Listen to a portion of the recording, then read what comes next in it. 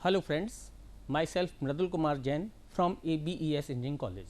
Today we will discuss about the function and composite functions. Before starting function, we should know about the relation. We know that the relation is a subset of Cartesian product. अगर suppose करो कि मेरे पास दो set हैं A और B, तो इनसे मैं एक कार्टेशियन प्रोडक्ट बना सकता हूँ A cross B, which contains all the pair like A comma B, where all A belongs to set A, first set का एलिमेंट होना चाहिए, और for all B related to set B.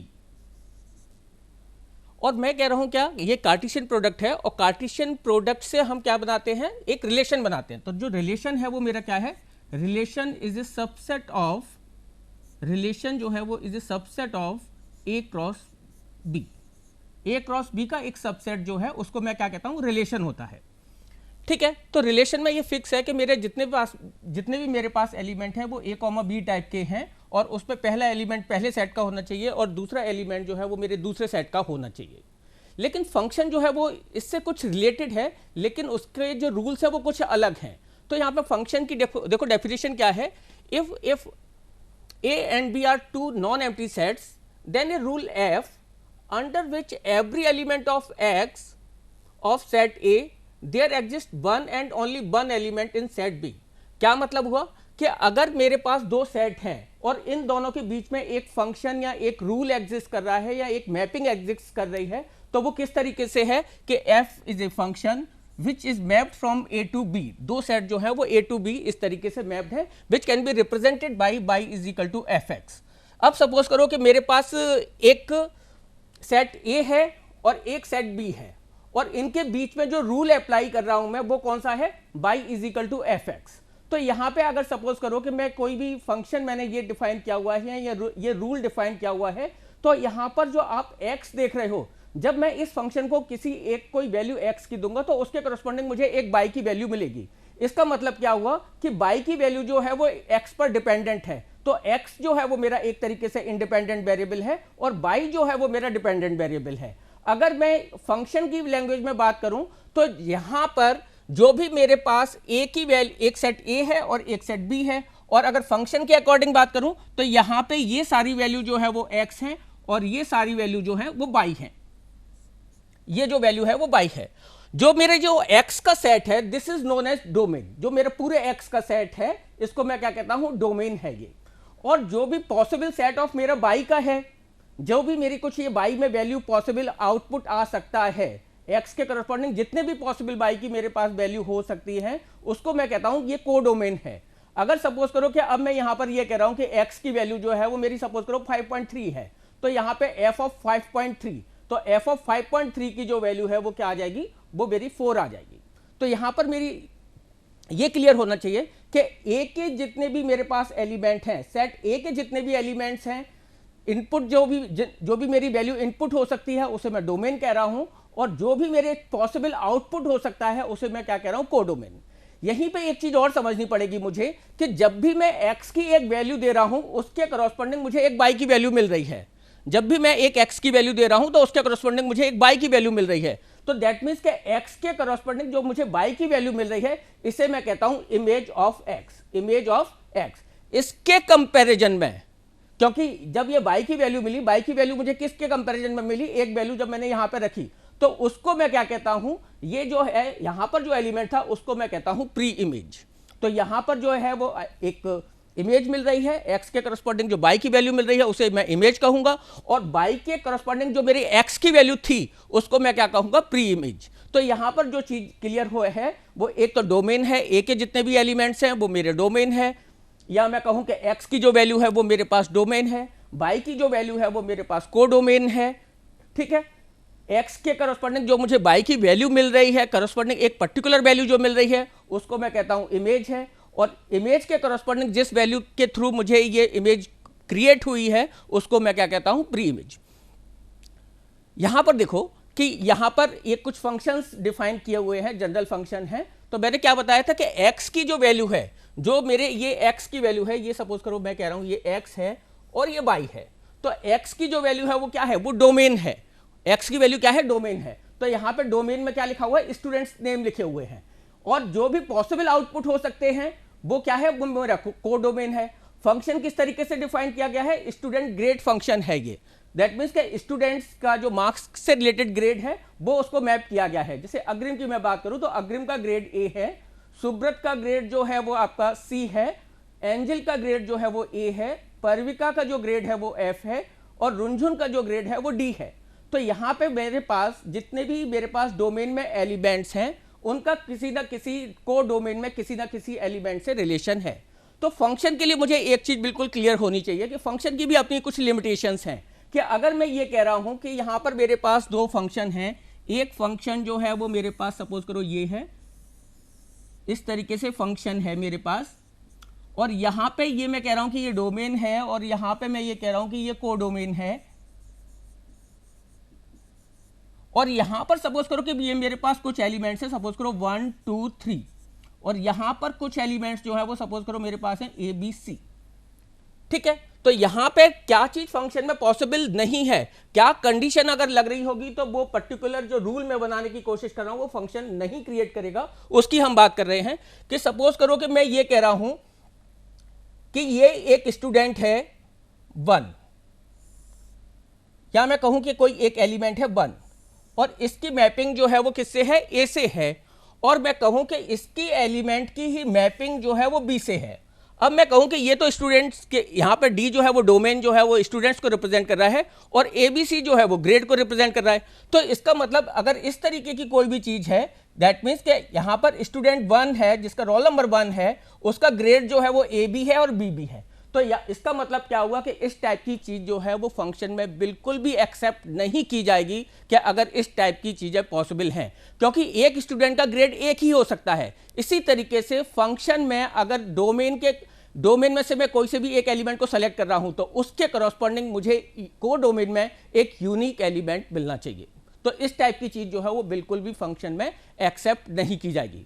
दूसरी चीज, अगर मैं ये कह रहा हूं कि ये सारे स्टूडेंट्स हैं, 1 2 3 नंबर जो है वो स्टूडेंट्स के रोल नंबर हैं, तो ऐसा भी पॉसिबल नहीं है कि कोई भी स्टूडेंट जो है वो मेरा इस टाइप का, अगर सपोज करो फंक्शन जो है वो इस तरीके से मेरा लिखा हुआ है और यहां पे मुझे ऐसा लग रहा है और ऐसा दिख रहा है कि 3 जो रोल नंबर वाला स्टूडेंट्स है उसको कोई भी ग्रेड नहीं दिया गया है, तो ये भी चीज पॉसिबल नहीं है। तो फंक्शन की मेरी दो लिमिटेशंस हैं कि एक तो मेरा ऐसा कभी भी नहीं होना चाहिए कि डोमेन का एक एलिमेंट जो है को डोमेन के एक से ज्यादा एलिमेंट से मैप कर रहा हो। ठीक है, दूसरी क्या कंडीशन है, क्या डोमेन में मेरे पास एक भी फ्री एलिमेंट ऐसा नहीं होना चाहिए जिसका को डोमेन के साथ कोई भी लिंक नहीं है। ये फंक्शन की मेजरली दो क्वालिटी है, दो कैरेक्टरिस्टिक है, जिसको फंक्शन अगर मैं डिफाइन कर रहा हूं तो ये चीज मुझे ध्यान रखनी पड़ेगी। ठीक है, इसका मतलब क्या हुआ कि डोमेन के सारे एलिमेंट्स मैप्ड होने चाहिए और डोमेन का कोई सा भी एक एलिमेंट को डोमेन के एक से ज्यादा एलिमेंट से मैप नहीं करना चाहिए। अगर ये दो कंडीशन है तो ये फंक्शन मेरा डिफाइन नहीं किया जा सकता, ये फंक्शन नहीं होगा। ठीक है, तो दैट मीन्स कि अब यहां पे देखो क्या ये फंक्शन है, डोमेन है, और डोमेन के सारे जितने भी एलिमेंट्स हैं डोमेन के सारे एलिमेंट्स मैप्ड होने चाहिए। तो यहां पर देखो कि यहां पे अग्रिम का ए से मैप्ड है, एंजल का भी ए से मैप्ड है, सुब्रत का सी से मैप्ड है, परविका का एफ से मैप्ड है और रुंझुन का डी से मैप्ड है। इसका मतलब डोमेन के सारे एलिमेंट्स मैप्ड होने चाहिए, वो मेरे एलिमेंट्स मैप्ड हैं। ठीक है, मेरी फर्स्ट कंडीशन ये है। दूसरी कंडीशन क्या है कि क्या किसी स्टूडेंट को एक से ज्यादा ग्रेड तो नहीं मिला हुआ, ऐसा भी पॉसिबल नहीं है। तो यहां पे देखो अग्रिम का ग्रेड ए है, सुब्रत का सी है, एंजल का ए है, परविका का एफ है और रुंझुन का डी है। तो इसका मतलब किसी भी हर स्टूडेंट को हमने एक ही ग्रेड प्रोवाइड किया हुआ है। इसका मतलब डोमेन के करस्पॉन्डिंग मुझे को डोमेन में सिंगल और सिंगल एक यूनिक वैल्यू मिल रही है। ठीक है, तो ये जो है वो मेरा फंक्शन जो है वो बना रहा है। इसके अलावा दूसरी चीज देखते हैं कि यहां पर को डोमेन में मेरे पास एक एलिमेंट बी है जिसका डोमेन के साथ कोई मैपिंग नहीं है। तो ये चीज पॉसिबल है, को डोमेन में यहां पर ऐसी पॉसिबल है कि एक से ज्यादा एलिमेंट यहां पर हो जिसका डोमेन के साथ कोई रिलेशन नहीं है, ये चीज पॉसिबल है फंक्शन में। ये फ्री वेरिएबल, को डोमेन में फ्री वेरिएबल जो है वो पॉसिबल है, हो सकता है। यहां पर दूसरा फंक्शन देखते हैं, क्योंकि मैंने बताया था कि जो भी x के करस्पॉन्डिंग, अगर ये मेरा x है और ये y है, तो x के करस्पॉन्डिंग मुझे y की वैल्यू मिलती है, तो y की वैल्यू को मैं कहता हूं इमेज है, और y की वैल्यू के करस्पॉन्डिंग x की जो वैल्यू है उसको मैं क्या कहता हूं, ये प्री इमेज है।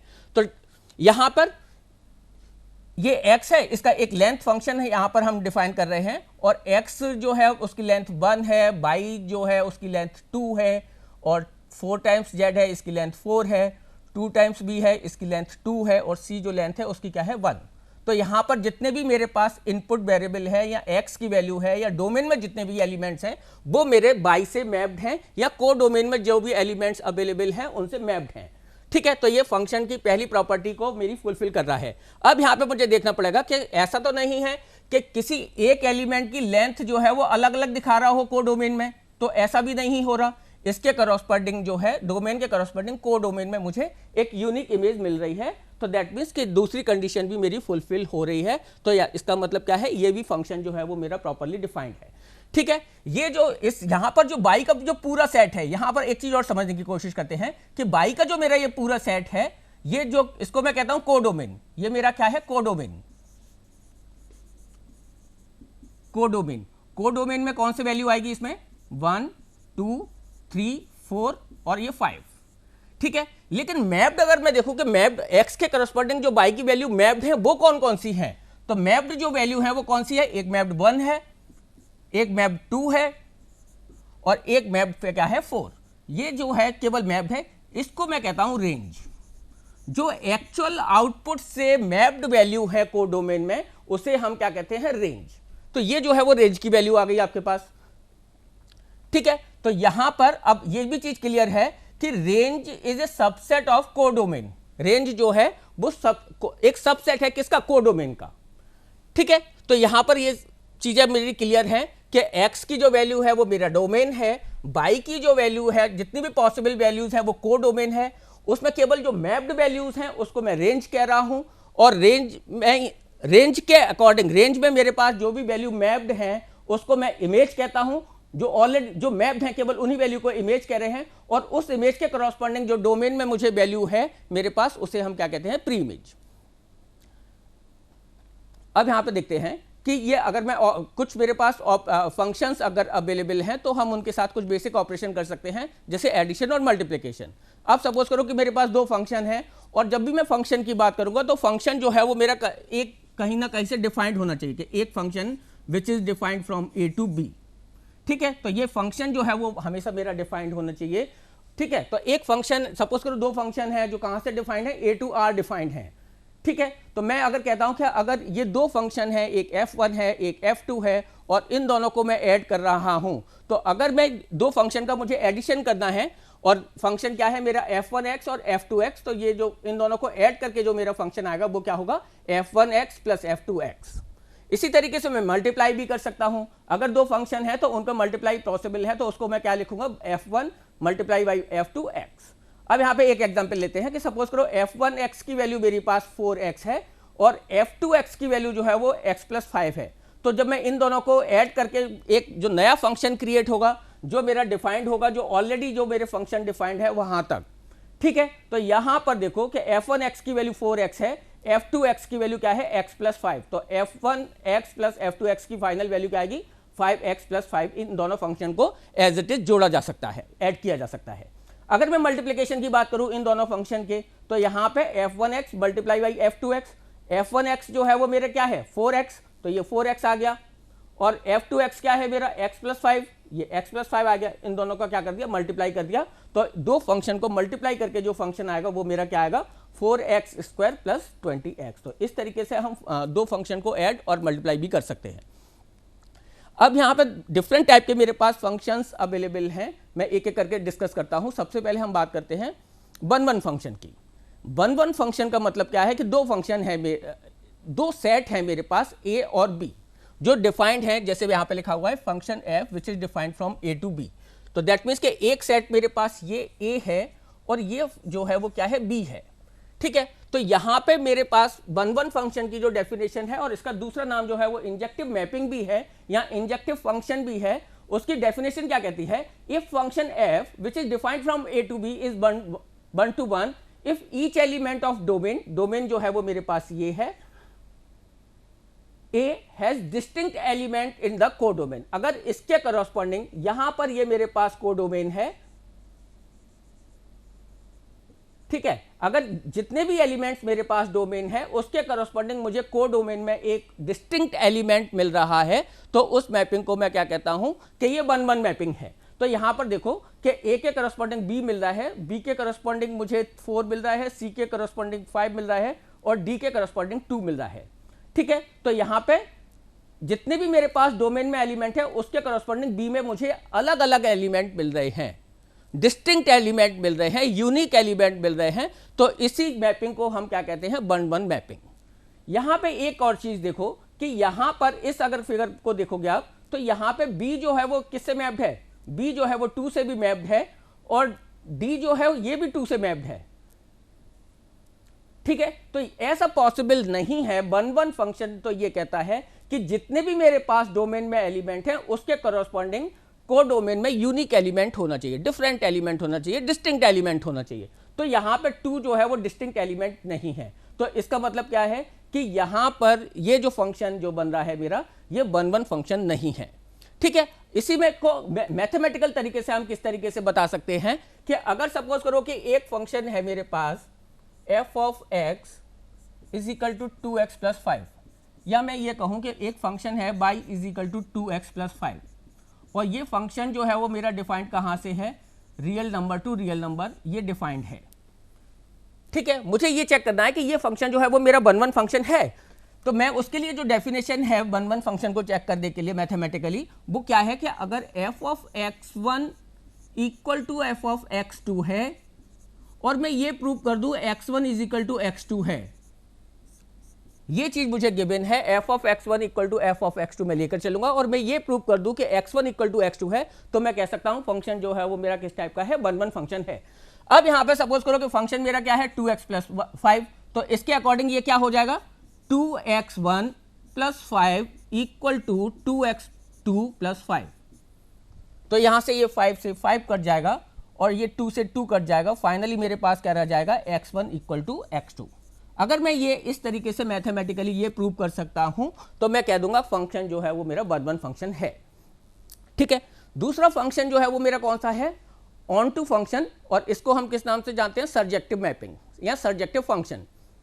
एक फंक्शन सर्जेक्टिव कब होगा, 1-1 फंक्शन में हम ये कहते हैं कि यहां पर मेरे पास डोमेन में जितने भी एलिमेंट हैं उसके करस्पॉन्डिंग कोडोमेन में एक एलिमेंट होना चाहिए, डिस्टिंक्ट एलिमेंट होना चाहिए।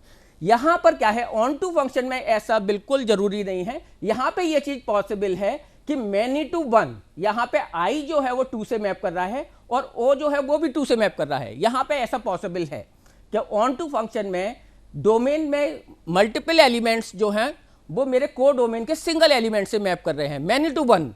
तो many to onto function में मैनी टू 1 पॉसिबिलिटी है, जबकि 1-1 मैपिंग में ये चीज बिल्कुल पॉसिबल नहीं है, किसी भी कंडीशन में नहीं हो सकती, ठीक है। अब यहां पे देखो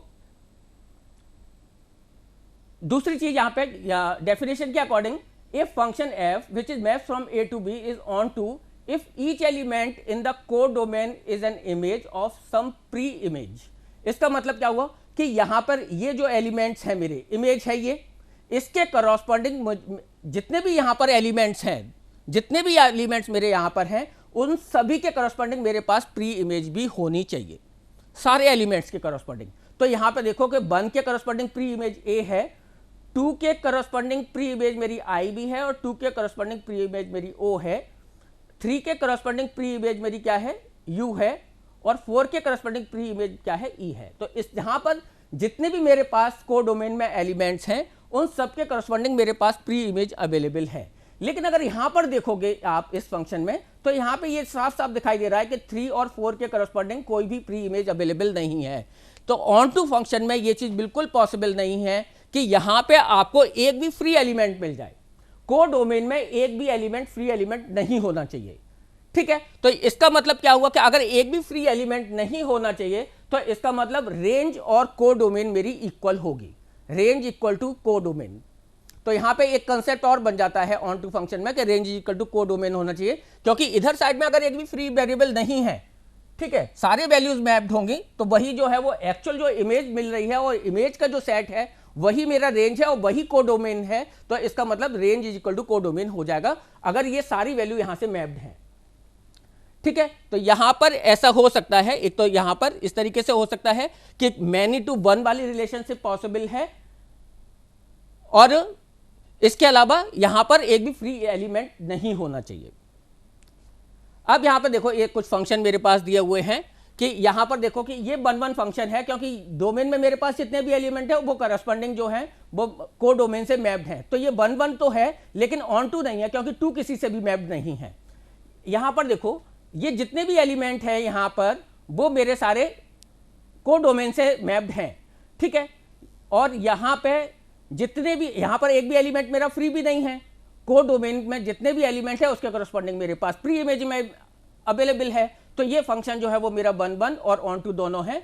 ये फंक्शन देखो यहां पर, ये फंक्शन जो किस तरीके से बता रहा है कि एक ही जो मैपिंग है वो 2 से भी है और 4 से भी है, और ऐसा पॉसिबल नहीं है कि जैसे मैंने बताया था कि एक ही स्टूडेंट को 2 ग्रेड नहीं मिल सकते, सेम वही चीज यहां पर है। तो एक्चुअल में ये फंक्शन ही नहीं है। जब फंक्शन नहीं है तो मुझे 1 1 फंक्शन या ऑन टू फंक्शन को चेक करने की जरूरत नहीं है।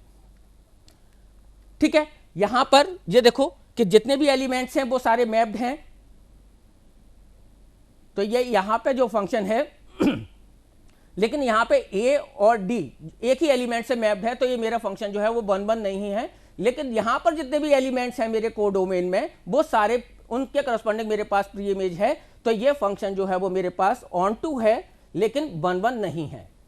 लास्ट एग्जांपल देखते हैं कि यहां पर देखो मेरे पास जितने भी ये डोमेन में मेरे पास जितने भी एलिमेंट्स हैं वो सारे मैप्ड हैं, लेकिन ए और सी जो है वो 2 से मैप्ड है। इसका मतलब ये 1 1 नहीं हो सकता। ठीक है, दूसरी चीज मुझे क्या चेक करनी है, यहां पर जितने भी एलिमेंट है इसका मतलब को डोमेन में मेरे पास जितने भी एलिमेंट हैं उसके करस्पॉन्डिंग मुझे प्री इमेज मिलनी चाहिए। तो 4 के करस्पॉन्डिंग मेरे पास प्री इमेज नहीं है, तो इसका मतलब ये ऑन टू भी नहीं है और ये 1 1 भी नहीं है और ऑन टू भी नहीं है। ठीक है, एक फंक्शन बाइजेक्टिव, अगर एक कोई मेरा फंक्शन जो है वो 1 1 भी है और ऑन टू भी है, तो इस केस में हम उस फंक्शन को क्या कहते हैं, 1 1 ऑन टू। अब यहां पे जैसे मैंने बताया था 1 1 ऑन टू में कि अगर दोनों कंडीशन मेरी फुलफिल कर रही है, 1 1 भी है ऑन टू है, तो मैं उस फंक्शन को क्या कह दूंगा, बाइजेक्टिव फंक्शन बोल दूंगा। ठीक है, अब यहां पे देखो कि ये फंक्शन जो है यहां पर जितने भी एलिमेंट्स हैं वो सारे मैप्ड हैं, यहां पर जितने भी एलिमेंट्स हैं उसके करस्पॉन्डिंग मुझे प्री इमेज मिल रही है, तो ये फंक्शन जो है वो मेरा बाइजेक्टिव फंक्शन है। दूसरी तरीके से मैंने बताया था कि 1 1 और ऑन टू तो हम चेक कर सकते हैं। अगर सपोज करो कि मेरे पास एक फंक्शन है ये y is equal to 2x plus 5 which is defined from r to r, तो मैंने ये बताया था कि एक 1 1 के लिए तो बता ही दिया था मैंने। अगर मैं उसके ऑन टू के लिए भी चेक कर लूं कि ये फंक्शन जो है वो मेरा ऑन टू है या नहीं, तो मैं उसके करस्पॉन्डिंग क्या चेक करूंगा कि मैं x की वैल्यू कैलकुलेट करूंगा, और x की वैल्यू जो है वो मेरी क्या आ जाएगी, y माइनस 5/2। तो मैं यहां पे ये चेक कर सकता हूं इस फंक्शन में कि यहां पे ये मेरा x है और ये मेरा y है। तो y की मैं कोई सी भी रियल वैल्यू अगर मैं रखता हूं इस फंक्शन में, मैं y की कोई भी वैल्यू मैं रखूंगा तो उसके करस्पॉन्डिंग मुझे एक x की वैल्यू मिलनी चाहिए। तो यहां पे ये अगर फंक्शन मेरा इस तरीके से r टू r डिफाइंड है, तो ये 100% ये फंक्शन जो है वो मेरा ऑन टू फंक्शन होगा। लेकिन अगर सपोज करो कि मैपिंग में यहां पे कर दूं कि रियल नंबर नहीं है, ये x जो है वो रियल नंबर नहीं है, तो अगर यहां पे मैं y की अगर सपोज करो 8 वैल्यू रखता हूं, 8 माइनस 5 डिवाइड बाई 2, तो वो क्या आ जाएगा 3/2। तो वो एक रियल नंबर, और सपोज करो मैं ये कह रहा हूं कि ये डिफाइंड जो है वो एक इंटीजर वैल्यू से डिफाइंड है, z2 रियल नंबर। तो y का तो जो है वो एक रियल नंबर हो सकता है, लेकिन x जो है वो क्या है, एक मेरा इंटीजर है। तो अगर इस तरीके से मैप्ड होता तो ये फंक्शन जो है वो मेरा ऑन टू नहीं होता। तो दैट मीन्स कि मेरा फंक्शन कहां से कहां तक डिफाइंड है, ये अगर मुझे प्रॉपर तरीके से पता होगा तब एक्चुअल में मैं बता पाऊंगा कि ये फंक्शन जो है वो मेरा 1 1 और ऑन टू है या नहीं है। और एक फंक्शन जो मेरा 1 1 भी है ऑन टू भी है उसे मैं क्या कहूंगा, बाइजेक्टिव फंक्शन। ठीक है, एक इनवर्स फंक्शन की बात करते हैं। अगर मेरा एक फंक्शन जो है a टू b डिफाइंड है और मैं एक नए फंक्शन की बात करूं which is defined from b to a, जो अभी फंक्शन मेरा f जो डिफाइंड है वो a टू b से है, और अब मैं बात करने लगूं इनवर्स फंक्शन की, तो वो मेरा कहां से कहां डिफाइंड होगा, b टू a। इसका मतलब अभी तो मैं ये कह रहा हूं कि फंक्शन जो मेरा डिफाइंड है वो x टू y है, अब फिर मैं डिफाइंड कैसे करने लगूंगा, y टू x। तो अगर सपोज करो कि fx is equal to 2x है, तो यहां पे ये फंक्शन एक्चुअल में क्या है, y is equal to 2x, ये मेरा फंक्शन है। अगर मैं इसमें x की वैल्यू कैलकुलेट करता हूं तो वो क्या आ जाएगी मेरी y/2। ठीक है, अब मैं x को y में से रिप्लेस कर दूं और y को x से रिप्लेस कर दूं, तो ये फंक्शन जो मेरा बनेगा वो क्या बनेगा, y is equal to x/2। और ये जो y है ये इसी को मैं लिख रहा हूं inverse function, this is known as inverse function which is equal to x/2। तो इसका मतलब जो मेरा इनवर्स फंक्शन है वो क्या आ गया, x/2। ठीक है, अब यहां पे देखो, अभी मैं इस फंक्शन में जब 4.3 रख रहा था इस फंक्शन में, तो इसके करस्पॉन्डिंग मुझे 8.6 वैल्यू मिल रही है। लेकिन जब मैं इनवर्स फंक्शन की बात करूंगा और इस फंक्शन में मैं 8.6 रखूंगा तो मुझे क्या वैल्यू मिलेगी, 4.3। ठीक है, तो इस तरीके से हम इनवर्स फंक्शन डिफाइन कर सकते हैं। इनवर्स फंक्शन की जो मेन एक प्रॉपर्टी वो है कि अगर मुझे इनवर्स फंक्शन है तो उसके लिए फंक्शन जो है वो मेरा 1 और ऑन टू होना चाहिए। अगर इस प्रॉपर्टी को फुलफिल कर रहा है तो उसी कंडीशन में इनवर्स फंक्शन मेरा एग्जिस्ट करता है। अदरवाइज वो फंक्शन जो है उसमें कुछ ग्लिचेस हैं जिसके वजह से वो आपका फंक्शन जो है वो आपका इनवर्स फंक्शन एग्जिस्ट नहीं करेगा। ठीक है, एक कंपोजिट फंक्शन की बात करते हैं यहां पर। नेक्स्ट फंक्शन, एक फंक्शन मेरा डिफाइंड है एफ फ्रॉम, एक फंक्शन जी डिफाइंड है मेरा which is defined from A to B. ये फंक्शन डिफाइंड है f which is defined from A to B. There is another function which is defined from B to C. ये एक function है। In such a condition there exist a new function which is known as और which is written in reverse order, क्योंकि पहले मैंने जी लिया हुआ है उसके बाद में एफ लिया हुआ है, लेकिन ए और सी के बीच में एक नया फंक्शन एग्जिस्ट करता है जिससे मैं कंपोजिशन ऑफ फंक्शन बोल रहा हूं, वो क्या है, एफ ओ जी। ठीक है, तो यहां पर जब मैं सपोज करो कोई भी एलिमेंट ए है और ये फंक्शन मेरा जी है, तो इसके करस्पॉन्डिंग यहां पे मुझे जो इमेज मिलेगी वो क्या मिलेगी, जी ए। अब यहां पे जब मेरी ये, अब जो मेरा ये एलिमेंट है, ठीक है, ये मेरा एलिमेंट है। अब एलिमेंट ऑफ फंक्शन मेरा क्या है, एफ ऑफ ए, तो ए की जगह मैं क्या रखूंगा, जी ए। तो यहां पे एक मुझे नई वैल्यू मिलेगी, जी ए। तो एफ ओ जी की वैल्यू जो है वो मेरी क्या होगी, जी एफ ऑफ जी ऑफ ए। किस तरीके से देख सकते हैं कि सपोज करो कि यहां पे मैं ये कह रहा हूं कि मुझे ये कैलकुलेट करना है एफ ओ जी, और इसी को मैं इस तरीके से भी लिख सकता हूं एफ जी। अगर मुझे ये चीज कैलकुलेट करनी है f o g for x, तो ये मेरा क्या होता है, f of g of x. इस तरीके से। तो अगर मुझे कोई भी वैल्यू कैलकुलेट करनी है और सपोज करो फंक्शन मेरे पास ये है 2x+4 और 4x+2, ये फंक्शन fx है और ये gx है, और मुझे f और g की वैल्यू कैलकुलेट करनी है। ठीक है, तो यहां पर देखो मैं किस तरीके से कैलकुलेट करूंगा, gx की वैल्यू जो है वो कौन सा फंक्शन है, 4x+2, तो f of 4x+2, f of 4x+2। तो यहां पर जब मैं इसकी वैल्यू कैलकुलेट करूंगा, और अब ये फंक्शन जो है क्या बन गया मेरा, f of x। f of x मेरा फंक्शन क्या है, 2x+4, तो यहां पे 2 और x की वैल्यू जो है वो मेरी ये हो गई 4x+2, 4x+2 प्लस 4, 2x+4 में x की जो वैल्यू है वो मेरी क्या हो गई थी, 4x+2। तो यहां पे अगर आप देखोगे तो ये वैल्यू फाइनली मुझे क्या मिलेगी,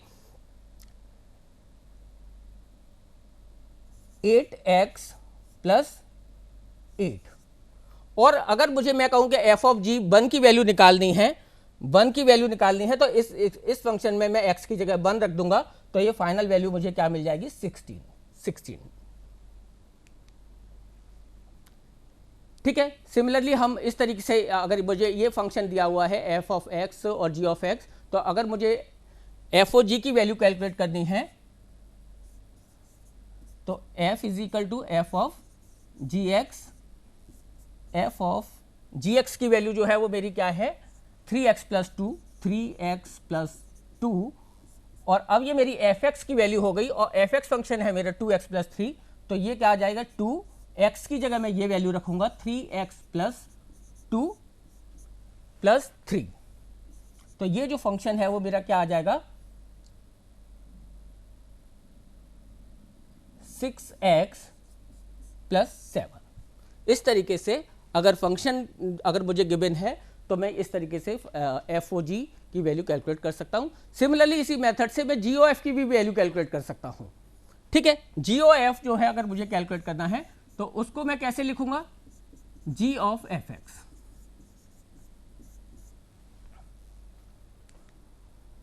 थैंक यू सो मच।